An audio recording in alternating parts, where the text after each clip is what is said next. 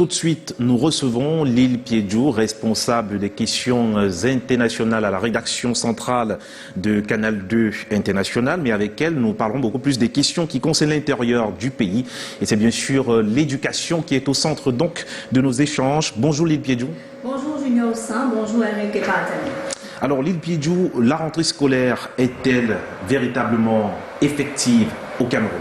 Junior Saint, c'est une rentrée à double vitesse depuis ce matin au Cameroun, puisque dans les régions du nord-ouest et du sud-ouest, vous le savez, c'est le lundi de Ghost Town. Seuls quelques établissements ont réussi à rouvrir très tôt ce matin, car des coups de feu ont été entendus ça et là.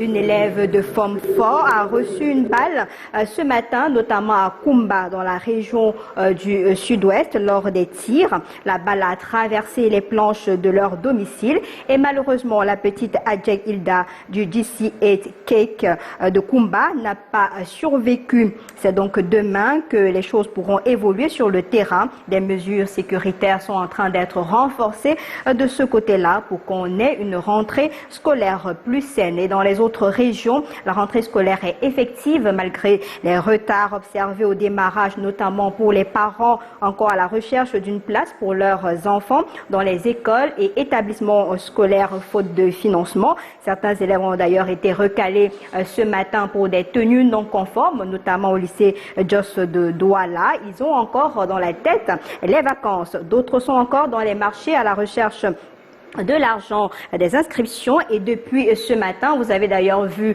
sur les antennes de Canal 2 International les gouverneurs des 10 régions du Cameroun sur le terrain pour s'assurer de l'effectivité de cette rentrée scolaire. Et pour terminer, Junior Saint, certains parents sont aux abois. Vous savez que plusieurs écoles et établissements scolaires ont été fermés à cause de la clandestinité. Il faut donc se mettre en règle.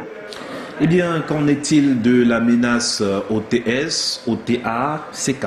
Et cette rentrée scolaire arrive donc dans un contexte assez particulier avec les mouvements on a trop attendu, on a trop supporté avec l'opération Crémote qui a d'ailleurs démarré ce matin dans certaines formations scolaires. Une grève de 5 jours renouvelable selon le communiqué publié par ces mouvements. Dans ce communiqué du 29 août dernier, justement, OTS, OTA, CK parle du non-respect des instructions du président de la République du Cameroun, Paul Biya, le 9 mars 2022. Les rappels des avancements qui devaient être payés dès juin 2022, selon ces mouvements, connaissent un retard de 14 mois avant que le projet de leur apurement ne soit étalé sur 25 mois. Pour ce qui est de leurs revendications, vous le savez, il y a entre autres la signature et l'application du statut spécial de l'enseignant, le paiement de toute la dette de l'État due aux enseignants et la prise en charge et le paiement des rappels de la promotion 2022 de l'ENSET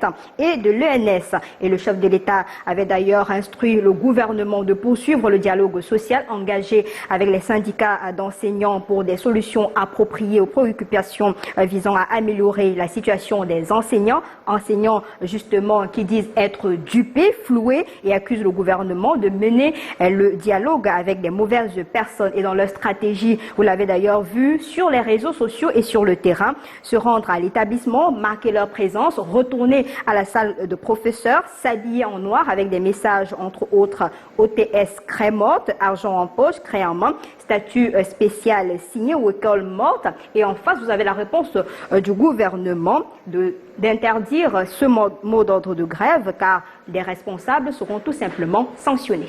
Merci beaucoup Lil Piedjou et je rappelle que dans la ville de Douala, le gouverneur de la région du littoral Samuel Dieudonné Varadibois était donc sur le terrain pour rencontrer les chefs d'établissement, enseignants et élèves également.